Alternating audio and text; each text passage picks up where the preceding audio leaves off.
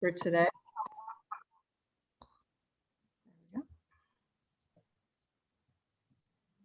Yeah, I didn't put a waiting room on this call today.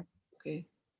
She says she has many links from you, so perhaps the wrong one. I can, if you want, Laura, do you want me to see if I can find the link? For today. I can also send it to her. Oh, okay, that'd be great, Desiree. Thank you. Thank you. Okay. Shall we? Why don't we let's give Feline a minute to get on, because I know she probably. If we,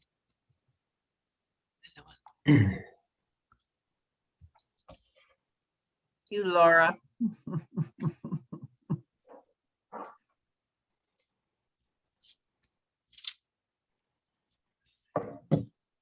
Shauna, is Peter Tugwell joining us?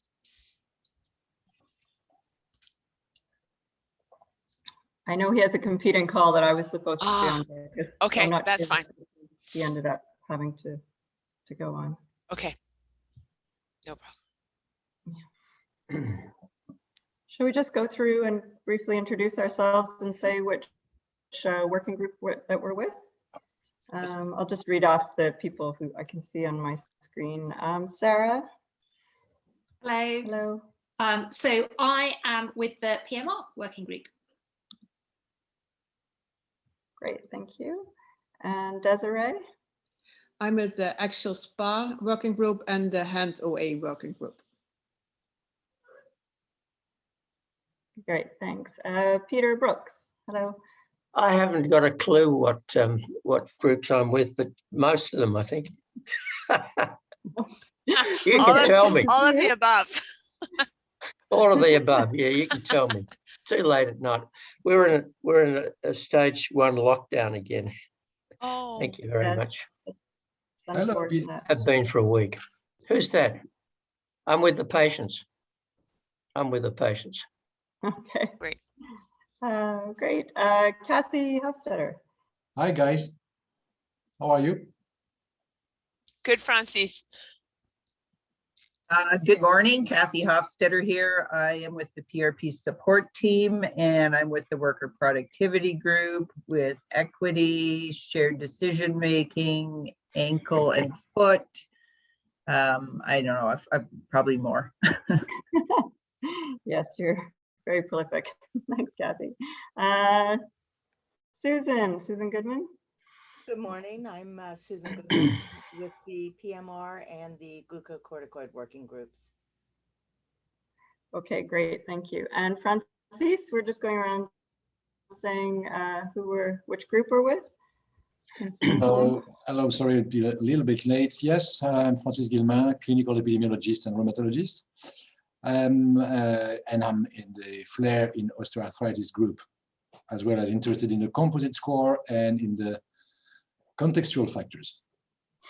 Great, thank you. Anna Boyle. Hi, I'm Anna, and I'm with the axial spondyloarthritis group. Great, thank you. And Karine? Yes, so I'm a researcher and a professor at the University of Ottawa in Ottawa, Canada. So I'm in shared decision making. I'm also a member of other groups like contextual factors as well. Great, thanks, Karine. Alessandro. Oh, you can't hear your sound right now. No. Alessandro's with the JIA working group. And sorry, we can't hear you.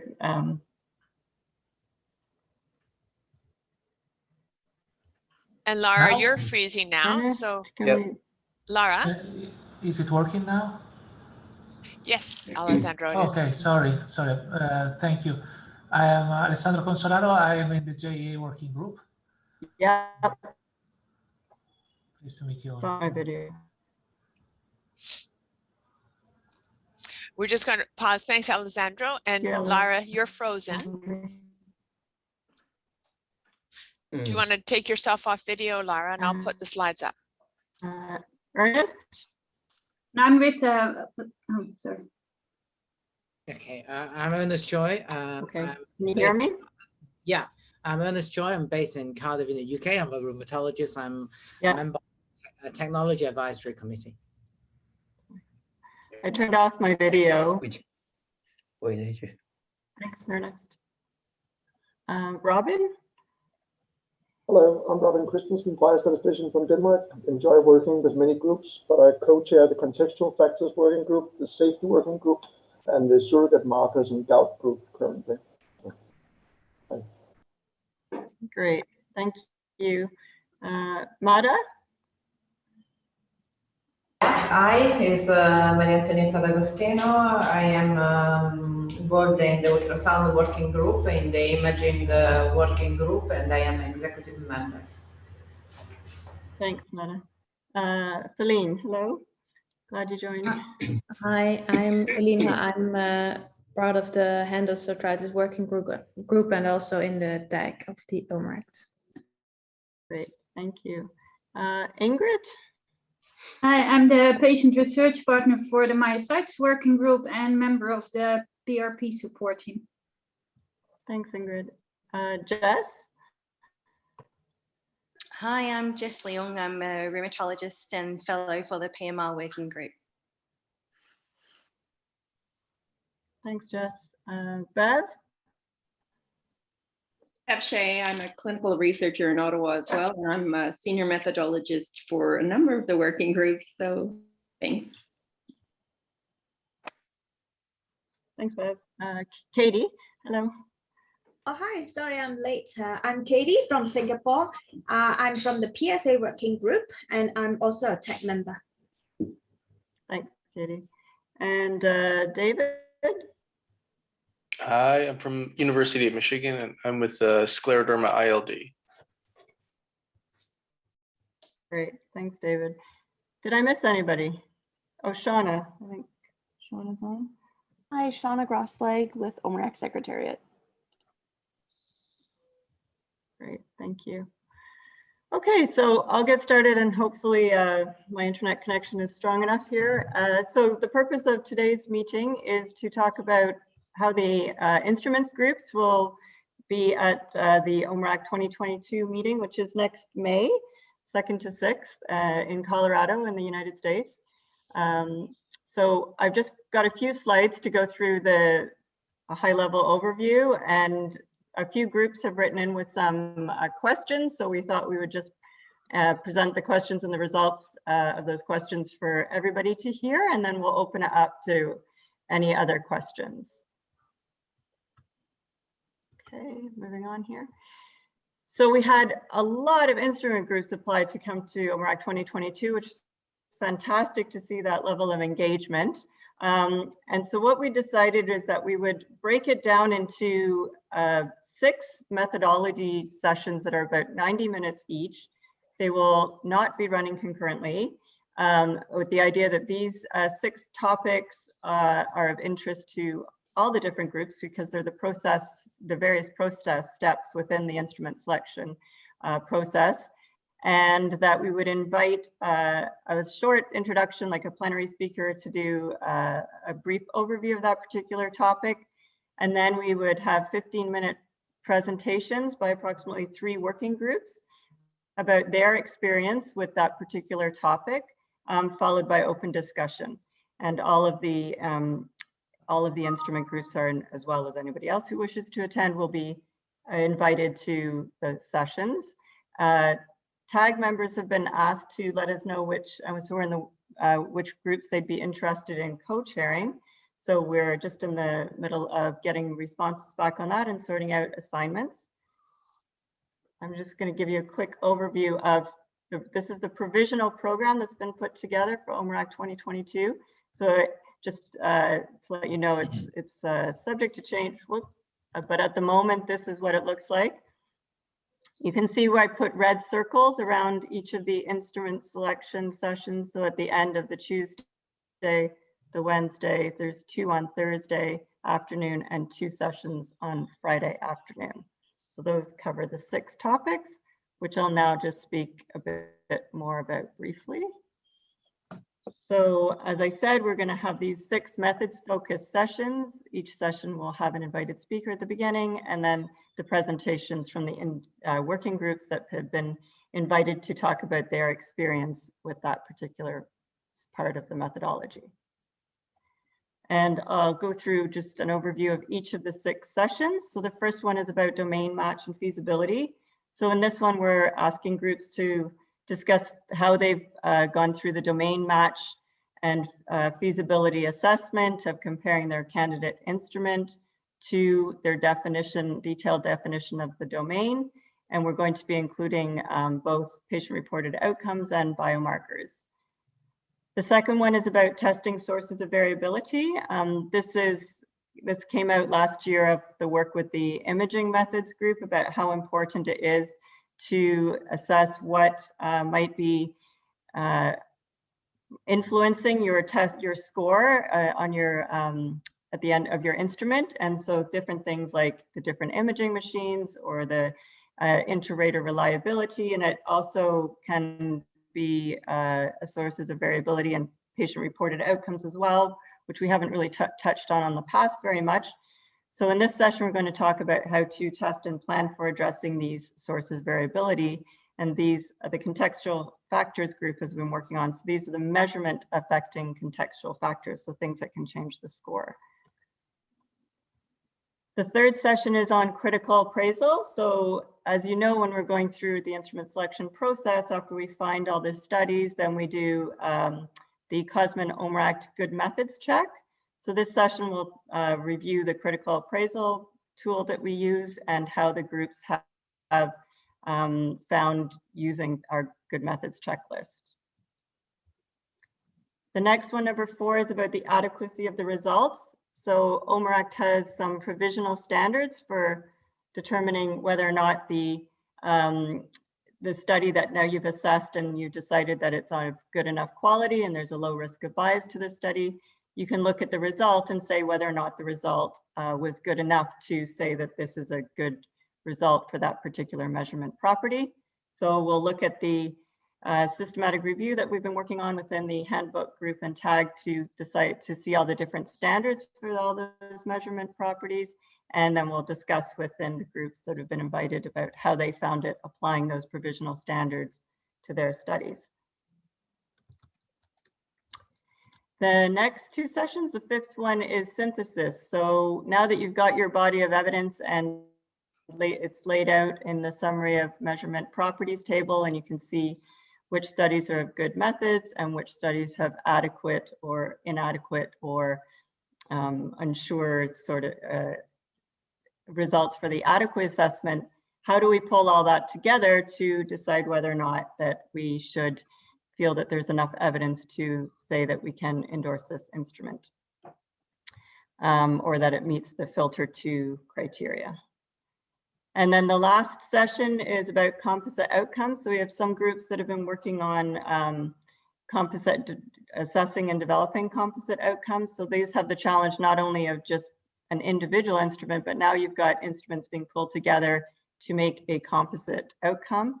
And so we'll discuss some of the work that the group has been doing that was be presenting on that in more detail at the next upcoming OMERACT 22, as well as the groups that are working on that. So that's a quick highlight of the 6 methods sessions, and Shauna has sent out an email to each of the groups to invite them to be part of a specific session. And thank you to all of those who have responded and said that they'd be happy to be involved in that group, in that session. So now I've just got a few questions, 3 or 4 questions that have come in from more than one group. So we just thought we'd highlight those here, so in case the same question applies to your group. And then at the end of this, we can open it up for broader discussion. So the first question was, so now that you have these methods sessions, so will working groups also have time for a separate SIG on the program for their working group? So with all the 19 applications from the working groups, we wanted to be able to bring as many groups back to a face-to-face meeting at OMERACT. So that's why we came up with this methodology-based sessions that to replace the virtual SIG sessions that were offered for OMERACT 2020. But that means that there's not time on the program for a separate SIG session for each of the working groups. However, on the program, there's 3-hour open meeting slot intervals during the day where we encourage working groups to discuss, hold a working group meeting and discuss their work with their working group members. And we'll work out a system where working groups that want to do that can book a room so that their members can come to those. Is there any questions about that one? Because there were quite a few groups that had asked about that.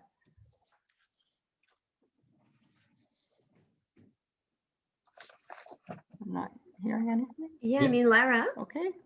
Lara, yeah, we didn't receive any email. Sorry, I just emailed Shauna because like we didn't receive anything. I didn't receive anything. Oh, okay. Oh, Mark, maybe it had a different email for you, Mark, because I did seem to have some discussion with your group, but we'll follow up to make sure that you get that specific email, Karine, okay? Okay. Hi, Laura, it's Katie here. May I ask a question? If working group go to this session, will there be any voting, and what might be the deliverable after the SIG? So for the voting for for the ratification for instrument groups, we're going to be moving to a virtual session for that. So there won't be any voting at the OMERACT 2022 meeting. And Lara, those virtual sessions, that can be before or after OMERACT? I'll defer to Shauna in terms of the timing, but I think we were hoping for afterwards because before would be a bit too busy. Is that correct, Shauna? Yeah, I think it'll depend on the timing. I mean, if we have a group who's really well organized and has gone through the workbook and is up for, the steps involved, we could probably figure something out. But that's a good point. So right now it's a bit tricky because we don't know where all the groups are sitting. So we sort of have to plan. We just don't want to have a virtual instrument endorsement every couple weeks. So once Lara reaches out to all the groups individually, we'll be able to get back to you. Okay. Yes, so as you saw in the email, I'll be setting up doodle polls this week for each of the 19 groups so that I can meet with you one-on-one and get a sense of your timelines and where you plan to be when, and that way that will help, as Shauna said, work out how we can plan the virtual voting for the ratification. Lara, Francis speaking. I think someone was that Francis? Yeah. Is there any will this program be public so that people can first know where their group is, or maybe have the choice when they are belonging to two different groups if they run in parallel?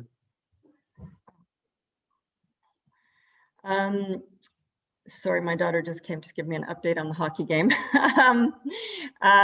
Sorry, could you repeat the end of that? I missed it. I was saying, will this program in the 3 hours slots be public for people know where to go or where to choose to go? So in the open space, Francis, so if somebody books a meeting for their working group? Yeah. Yeah, so Shauna, we'll probably have an app type of thing again for 2022, so we could put it on the app, right? Okay.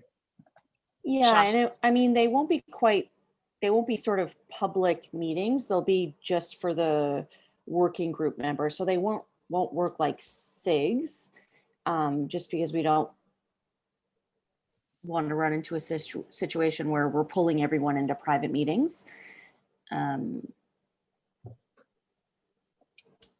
Yeah, that's tricky. I didn't really think about that.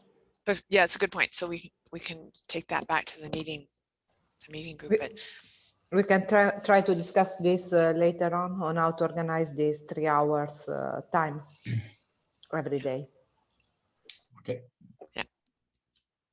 But that could be something, Francis, just for the groups to know that whatever way it'll go, we can put it on the, we can send stuff out through the app so that that was get it. Yeah. The minimum for them to be able to choose. Yeah. In any case, I think that if we can give the opportunity to list this informal meeting, like ultrasound meeting or whatever, it will be easy for somebody who has to ask from the university support for going to OMERACT or to present some things to have this, even if there will not be a formal SIG presenting, because otherwise just for some people attending OMERACT, just for listening to a 50 minutes time will not be so easy, at least for many of the ultrasound group participants.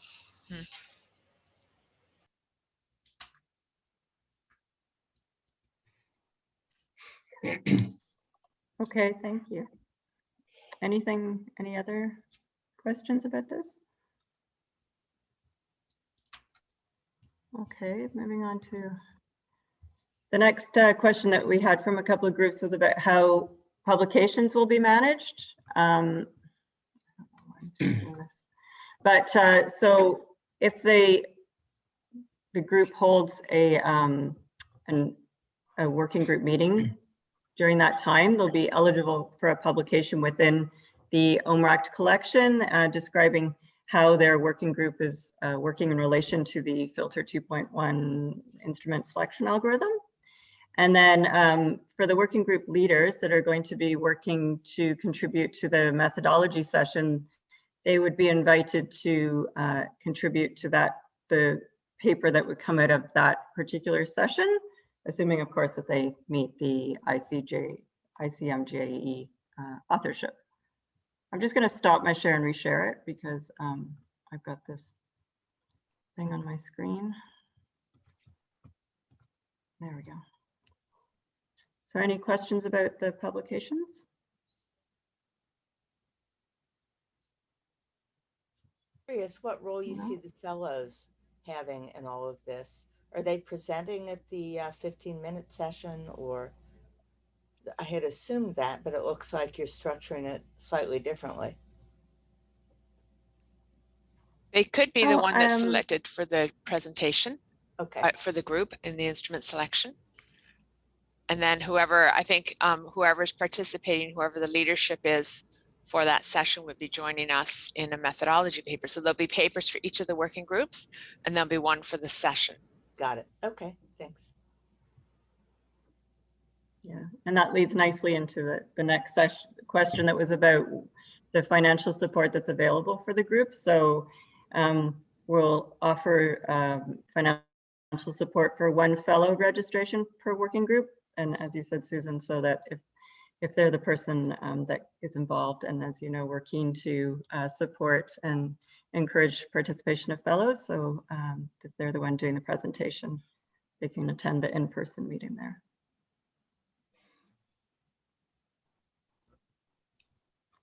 Will there be any patients, PRPs, during these sessions? It's a good question, Ingrid. I'm not sure if Sean has discussed how the PRP attendance will be happening. I could certainly see, Ingrid, a real call for the PRPs to be the presenter should they wish. If the working group decides that, you know, when you're thinking about some of the areas, concept match, feasibility, a lot of the different areas of selecting composite domains, for example, could be PRPs or any other part of it. So I think the working group could make the decision that their PRP would be the best person to present their work during that session. Okay, but then, so the financial support is like for one person per, because normally there's about 10% of the attendees is PRP, are PRPs. Yeah, Shauna, and the PRP, no, the PRP program is just completely separate from sort of all of these discussions.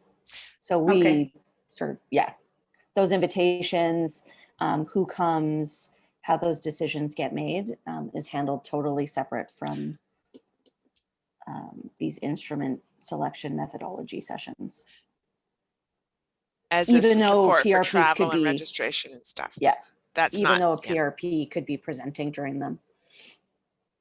Sorry, Shauna, what's that? I missed the last bit. Yeah, even though a PRP is presenting, you know, Oh, maybe during one mhm. of these sessions, that's just a totally separate program. So we Okay. really just, yeah.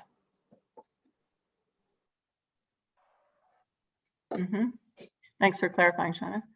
I think Katie had her hand up. Yeah, I just want to ask, these sessions has to be attended physically for the presenter, or only for the presenter, and can presenter attend it virtually? I think right now with so many moving parts, I mean, we can't say anything for sure for May 2022.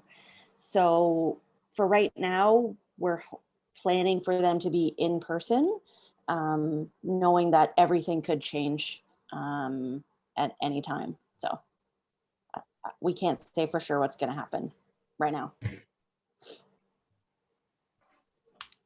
Good. Uncertain times.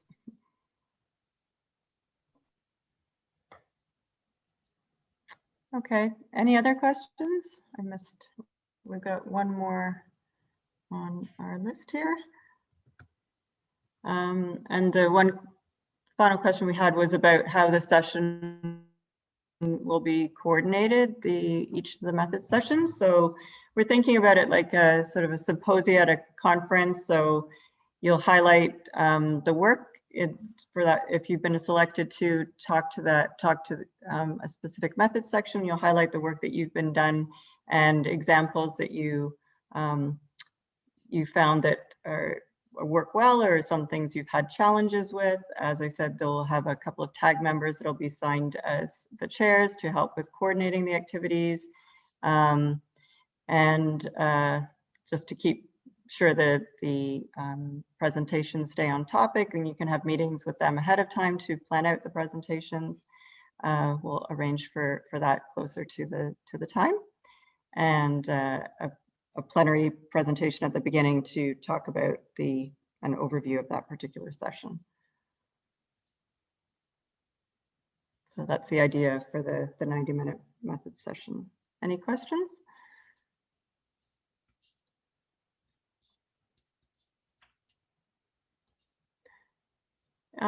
If there's no specific questions about the 4 questions that we had originally, I'm happy to open it up to the whole group, and just raise your hand or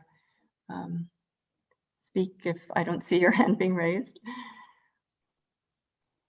We're really excited that there was so much interest in from all the various groups. It's really great to see. So we're hoping that this way we can have involvement from all the groups, and that you can talk about what's working well with the instrument selection process and things that we can learn and take forward to perhaps modify. We're really looking forward to hearing your experience with it. And I think I just saw, oh, Francis, is your hand up? Yes,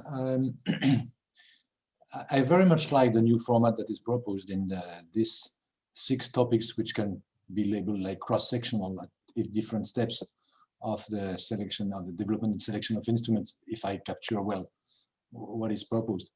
I have a question about the difference between the working groups session, free working group session, and what will be presented during the topics coordinated sessions, because I assume that the results of the session will be, the presentation of the session will be the result of the working group, while the other 3 time slot will be further work on it. And so it's an opening for developing something else, and still some work has to be done very carefully in preparation before the in-person meeting. Am I right with this? And does this imply a modification of the handbook to prepare this? The handbook has been undergoing a revision. The newest chapter will be coming out this week, along with the revised workbook, which will be more of a process-oriented workbook going through each of the steps. So, but it hasn't changed all that much from the previous work, although the composite work that you've been working on is new. But I would say that the method sessions, we're looking for your feedback specific to that topic that you've been assigned and your experiences with it. And then from the working group session, that is open to, if you have something you want to present on your work and get feedback from your more people there about some specific questions you have, or just an update, that would be more of an open session that is directed to whatever the working group feels is most appropriate for them, where they are in the process. And in terms of we tried to assign the groups to, based on what they had applied for in the applications that you sent into Sean, on where they think that they could contribute the most to that session, because they would have either they're there and they've already done the work, or that they will be expected to be have done that work coming up for next May. So that's how we assigned them. Yeah, I'm not sure, Dorcas or Sean, if you want to add I think anything it's to that. similar, Francis, to the open lunch hour break period now, where you can book your working group to have a meeting at OMERACT. So I think it'll run, the open sessions will be more like that you'll book, and then your working group can, as you say, do additional work, do more detail, do whatever they want during that time. It just provides a time for them to get together.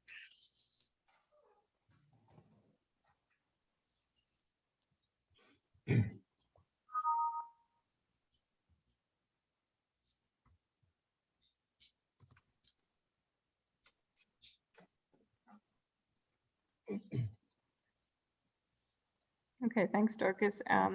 Any other questions?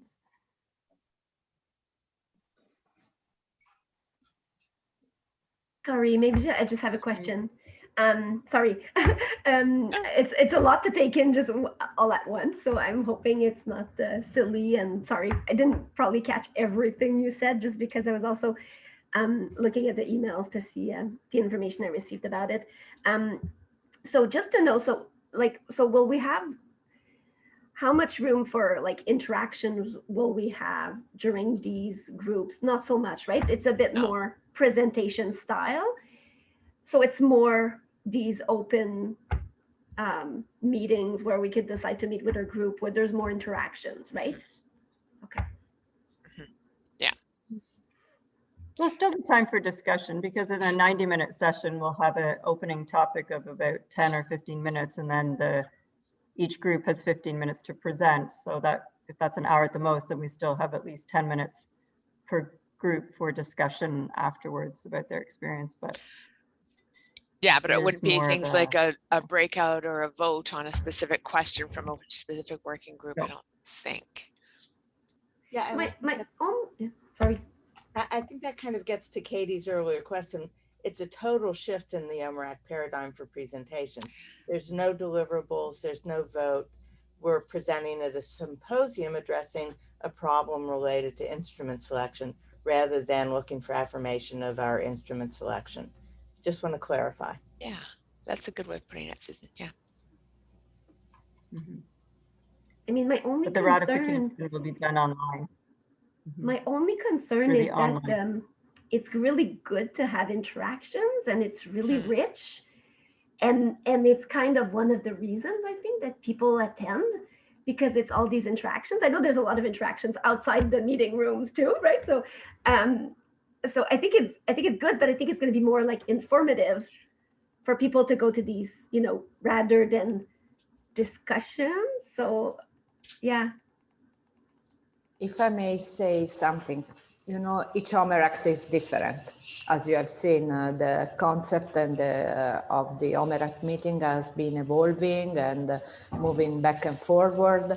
I think that next year is an essay or something that is also taking into account what we have lived during the last 2 years. And probably if this kind of setting doesn't work, or we feel that we need more topics on interaction, next OMERACT will change again. I think that we should try to be open and to see how we can move forward. At the moment would be very nice to permit to have discussion on 19 groups working on instruments, but probably would be a cacophonic discussion during the main meetings. So instead we can discuss about topics, reliability, variability, stuff all together, and everyone can contribute. Thanks, Mada. Just to be the devil's advocate, would there be a possibility to have these discussions and also have kind of, I mean, I don't want to make it complicated, but like online voting or something like that, also on these elements? Like, you know, does this? So I think, Corinne, have you seen what we're proposing for ratification of instruments once you're done the process? No, I haven't seen, no. Okay, so I think that may fill in a gap. Okay. And Lara, if you wouldn't mind sending that along to Corinne. So there is a whole separate process for these groups who have finished the instrument selection process workbook to bring their instrument to a vote to the OMERACT community. And I think it sort of addresses what you're talking about. Okay, so there will be that. But it's not at the meeting. Oh, it's not at the meeting. Not at the meeting. Okay. If the capacity to poll, informal polls, not the ratification votes, Shauna, will still be available at the meeting on our phones. Will there be any voting capacity at the meeting? Yeah, there'll be polling.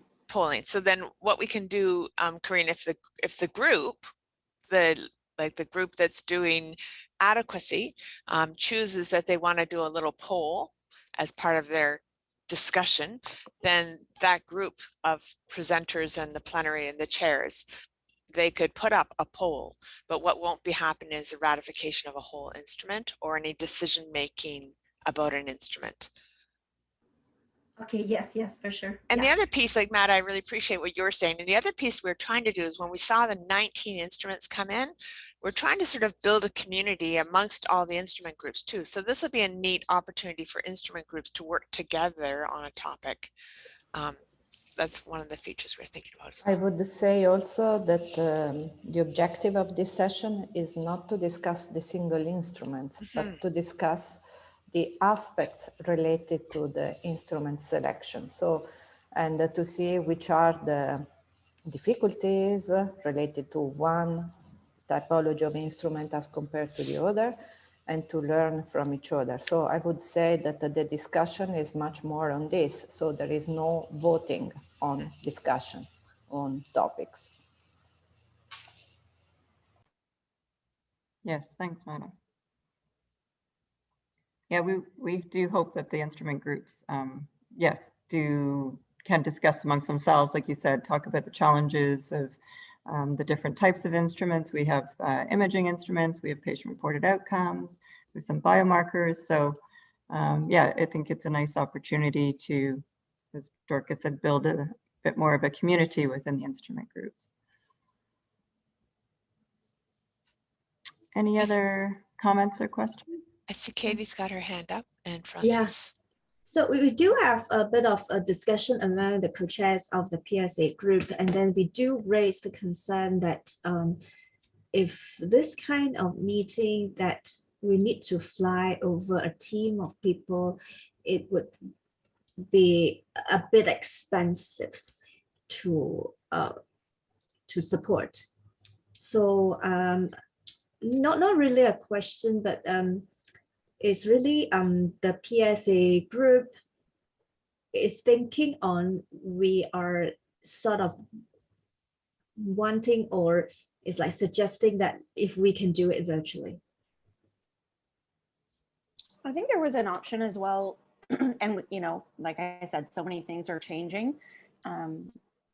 But there is an option for groups to continue working on instrument selection virtually and not participate in these sessions. So we're not saying, you know, PSA, if you don't participate in this method session, you can't move forward with your work in the workbook. So you have this. I'm just gonna mute Francis. Oh, I can't. Larry, can you mute him for a sec for me? Thank you. So yeah, you can certainly continue working virtually as a group, right? Working through whatever stage you're at, whatever instrument you're at, and, you know, move forward with a virtual vote in the future following the OMERACT process. So those things are totally separate. So not participating in this doesn't mean your work can't move forward.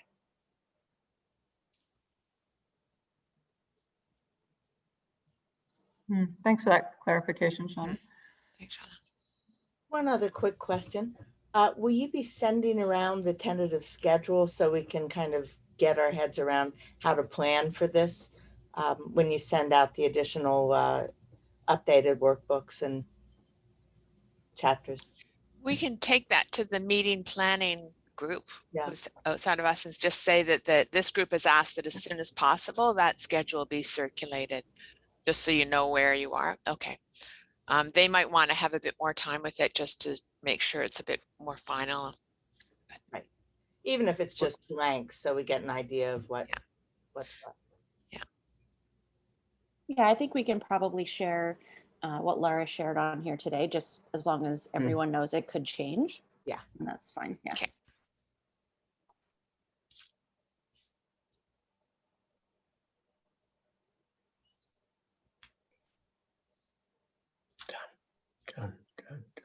Anything else? Yeah, can I ask something? Because I'm sort of representing my sites working group, but none of the fellows or the other ones were able to attend this. Could the slides be shared with the? Yeah. Yeah. Yeah, absolutely. And we'll post up the recording as well. Yeah, thank you.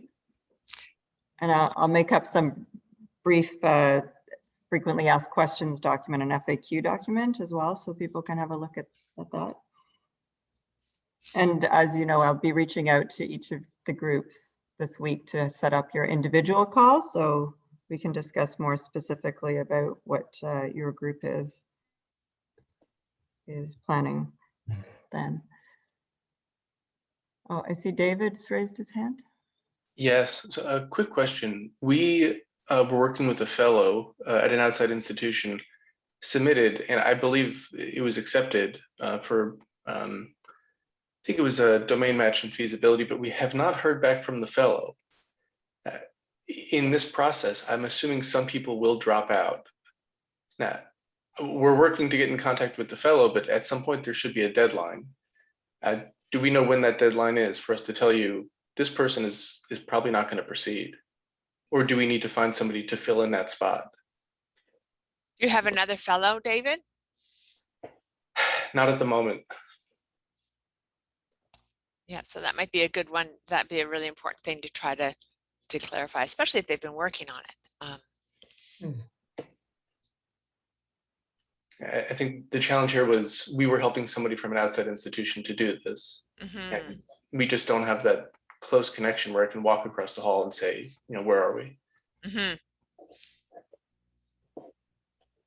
So I'll have to get back to you, but I want to make sure that I don't overpromise anything. And working groups will be getting a separate email from me, and Matt is on the call and Francis is on the call. So you'll get separate notes from the fellows program, confirming who your fellow is, what the fellows program is going to look like, same as the PRP program. We have not discussed this yet, Shauna, because I think that many things have to be decided. Yeah.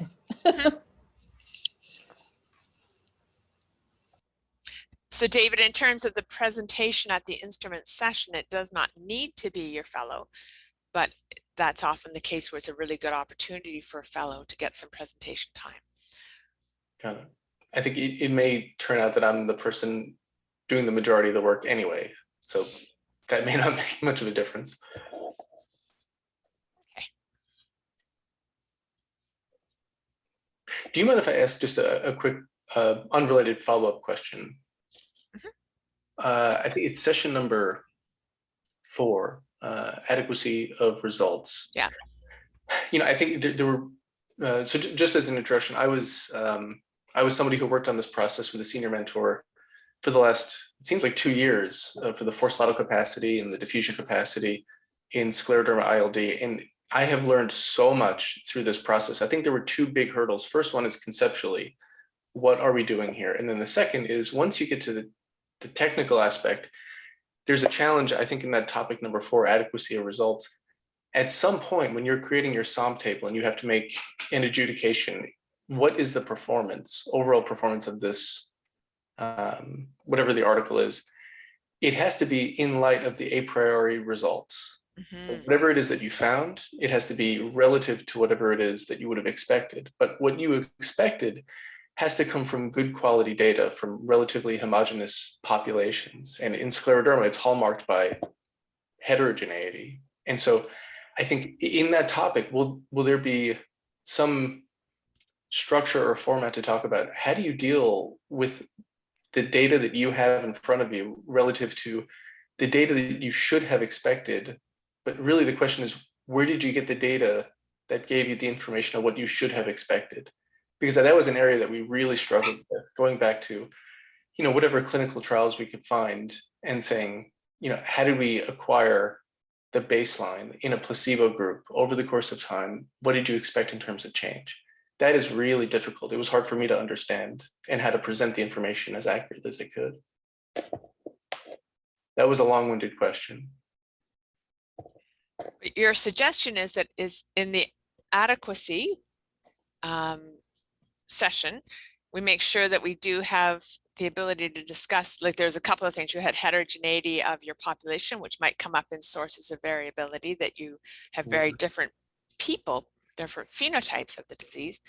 And then the presence of a priori hypothesis, or adjudicating the adequacy when you need sort of an a priori hypothesis associated. And that's a big challenge that a lot of groups are facing.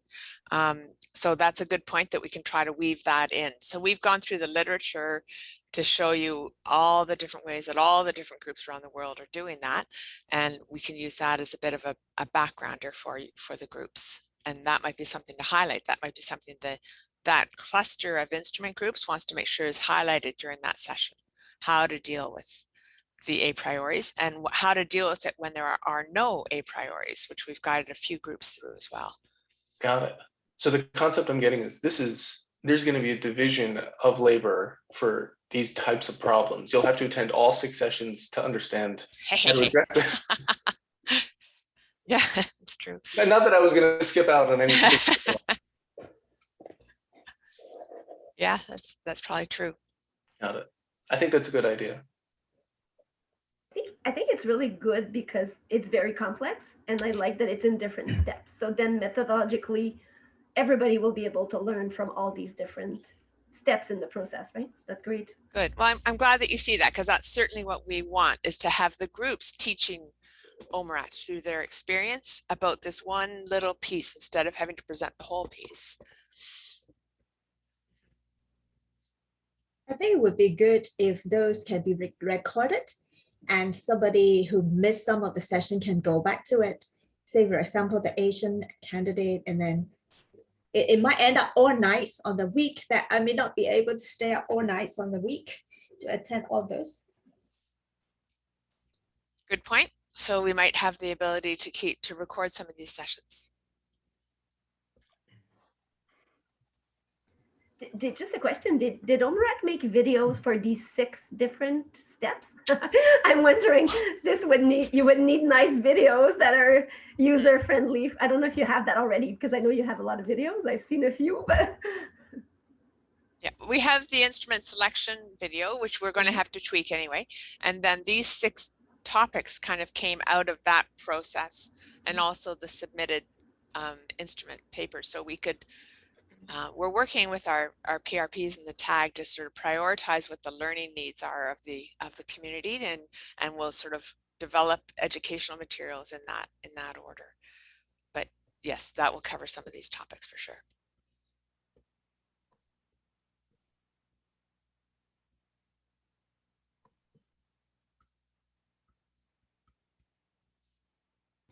And just to let you know, so I've received comments from people that were kind of started to be engaged in OMERACT through our publications with the shared decision-making group. Okay. And some people really loved the videos. So they watched the video. I would say they like the videos more than just they felt that sometimes the publications are a bit dry, but the videos, they were like, that's amazing. And OMERACT should do that for all like the results of our work. So I That's- was like, oh yeah. yeah, we should do that. That was a lot of work for the groups, right? But it was certainly, I agree, it seems to be getting really positive feedback and people are, yeah, that's great.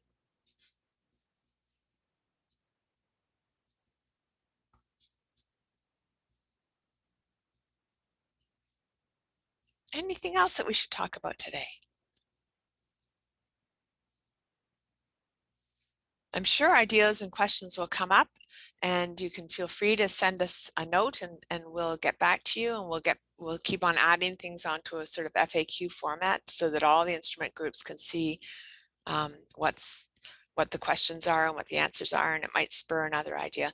And as soon as we get the tag people organized and we hear back from the instrument groups, we'll start to create your little clusters so you can start talking as a group about the presentation sessions.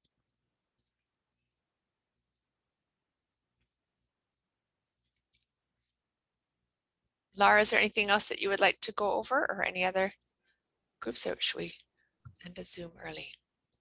Yeah, no, that's great. If there's no other questions, you know, the purpose was a chance for everybody to ask any questions. So if there's nothing else, I'll be in touch about setting up the Zoom calls with each of the groups, and look forward to working with you. We'll get the materials out with the new workbooks and handbook very shortly. So thank you. Good.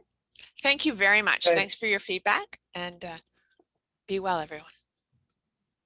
Bye, Thank you. everyone. Bye. Thank you. Bye. Bye. Bye. Bye. Bye-bye. Bye